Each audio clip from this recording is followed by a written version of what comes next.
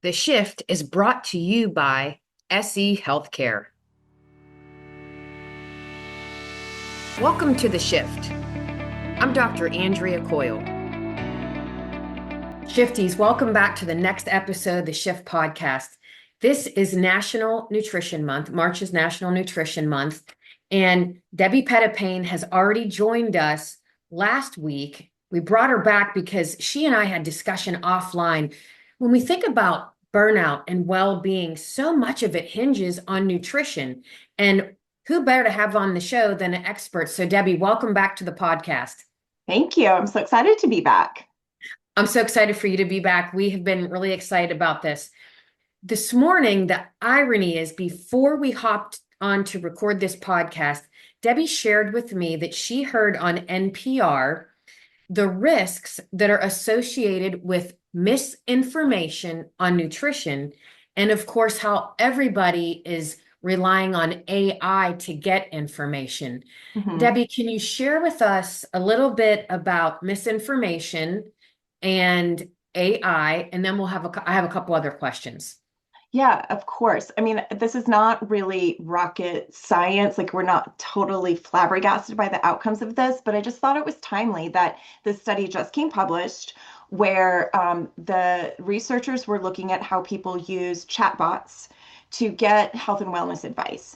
And what they found is that individuals that follow the AI advice are 5 times more likely to report negative outcomes or adverse events. 5 times. I mean, that's a lot. I use AI and chatbots all day long, so I'm not saying they don't have a place, but I think it just reinforces the fact that we need to be able to identify really where credible information comes from. And as clinicians that are super busy, I'm sure your patients are asking you things. Your friends and family are saying, "Well, you work in healthcare. Like, answer me this, and where do you go to get the right information? How do you know if the information you're getting is credible?"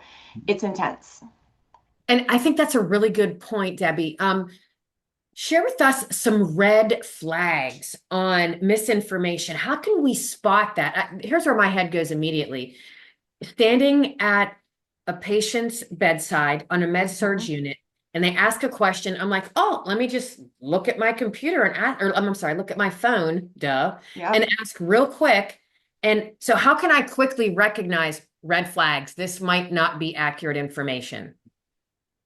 Great question. So there are a few things that you can look for. I think the first thing is this idea that everything is an absolute, that it's a good food, it's a bad food, that this entire food group needs to be avoided, or you should only consume these things. Any of these very extreme words to sort of describe a lifestyle or a dietary pattern to follow should really be your number one red flag. Our health and well-being, it never comes down to one food that you consumed or one meal or even one day of eating. It's really all about the pattern of foods that you consume over time. And that includes, enjoying things that maybe are not the most nutritious or the most, healthy or health promoting, but you've got to be able to find a pattern that you can live with over time because that sustained effort's the only way that you're going to get, the benefit from what you're doing. And I think what I'm hearing is some people think, I have to stay on this regimented, and we discussed last time, we hate the word diet. It's so Hmm. constricting. Right. But that's what happens. People are like, Right. oh my gosh, I cannot eat that piece of chocolate because it'll be the worst day ever. And for me, I always say everything in moderation because I love a good piece of chocolate. Sure. And I feel like too, one of the signs too about just this kind of extreme talking is words that are designed to cause fear. So, that's toxic, that's going to kill you, that's cancer causing. And especially when you're working in a healthcare environment, you're already surrounded by people whose personal anxiety and health fears are elevating at a very high level.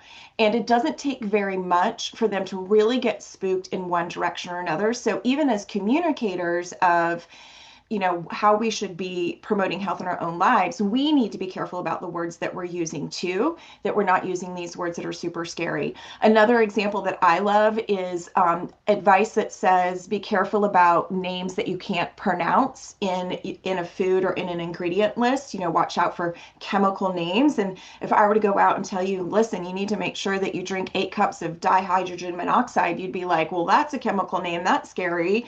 But that's just the chemical name for water. I mean, at the end of the day, all food is a chemical, right? It's all based in organic chemistry. I'm going to nerd out on that for a minute and say it's another way just to kind of cause fear if we talk about these complex names as being a sign of something that you should avoid. The other thing is, so how can we take people that are listening, the shifties and other people, to the right places? How can we Mm, guide them to find the most evidence-based literature so they're not getting this hokey, what you see on the Inquirer magazine, lose 10 pounds in 3 days? right. I love that. And I particularly love the fact that you sort of brought in this like scientific evidence based, because particularly with your audience, we're talking about people that really want evidence. I'm not going to say proof, because the science is never going to prove anything is absolutely being true. That's just not how it works. What we do is we add layers into the body of evidence that helps to increase our understanding about how things work, why they work, and then seeing evidence of where they do. But unfortunately, we're never going to have a complete cause and effect that we can apply to everybody.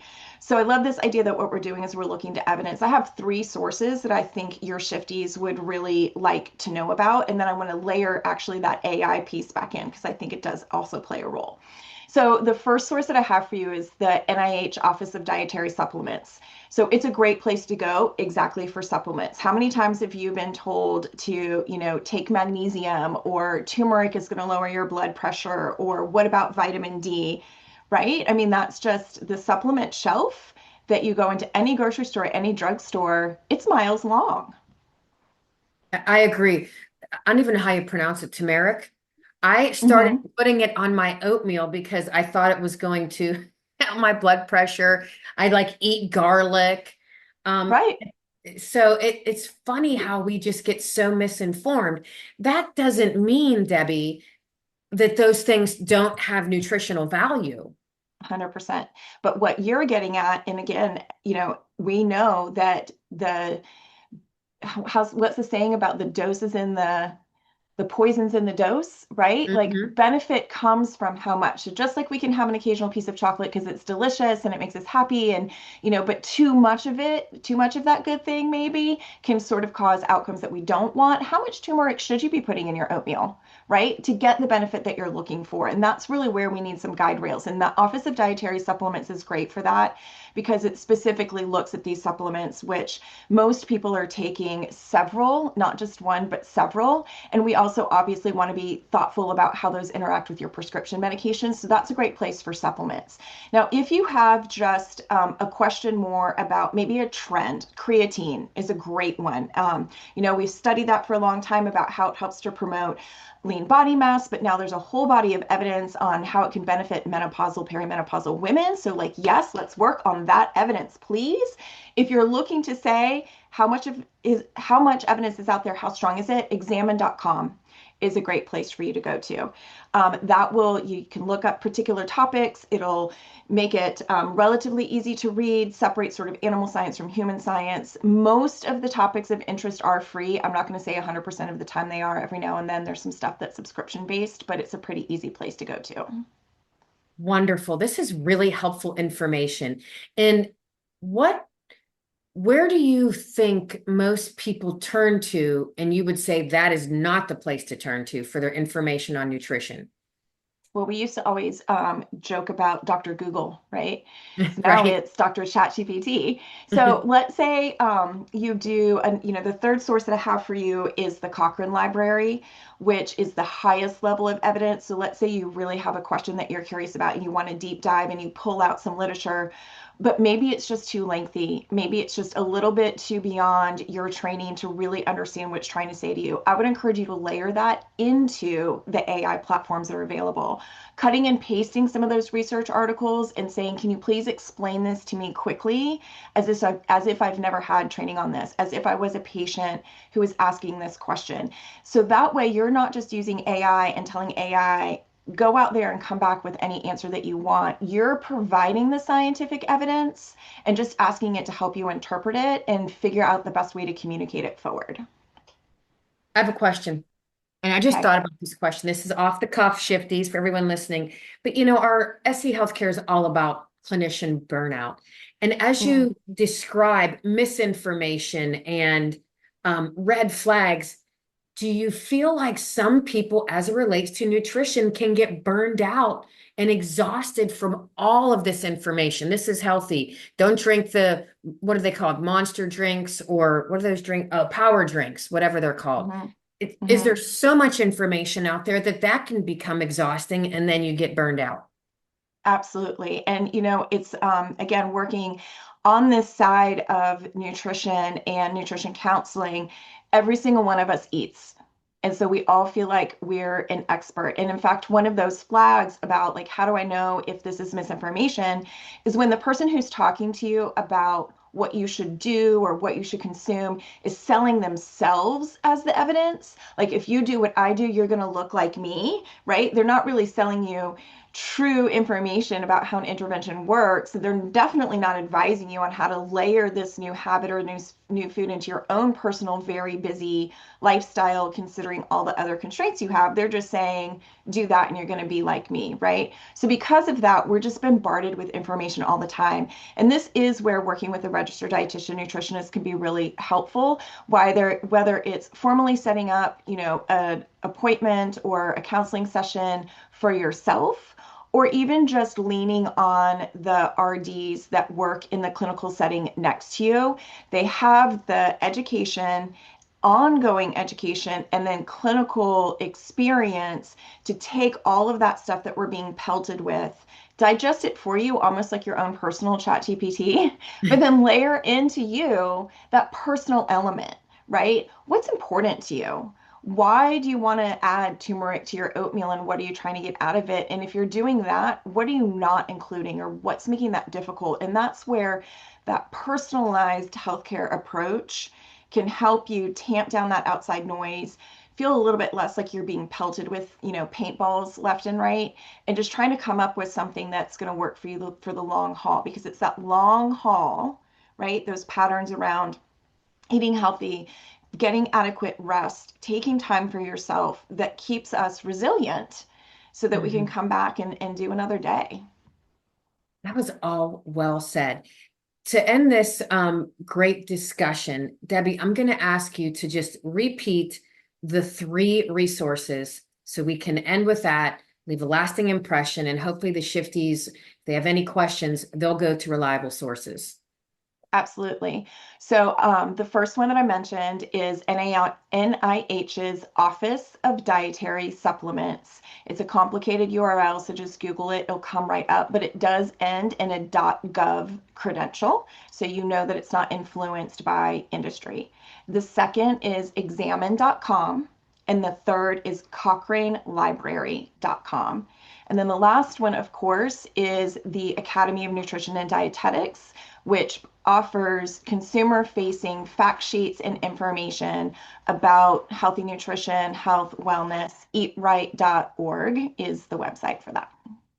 Debbie, thank you again for all this great information, and happy National Dietetic Month. Did I say that Happy right? I want to nutrition. make sure. It's National Nutrition Month. Happy National Nutrition Month. Woo woo. Hug your dietitian today if you haven't done that yet. Yep, and I'm giving you a hug Thank virtually. you. Shifties, remember, your shift makes the difference. Keep shifting. Enjoying the shift? Help us reach more nurse leaders by rating and reviewing us on your podcast app. It takes just a minute, but makes a big impact. Search for The Shift, tap those stars, and share what you love. Your feedback shapes our future episodes and helps others discover us. Remember, Rate, review, and amplify the shift today.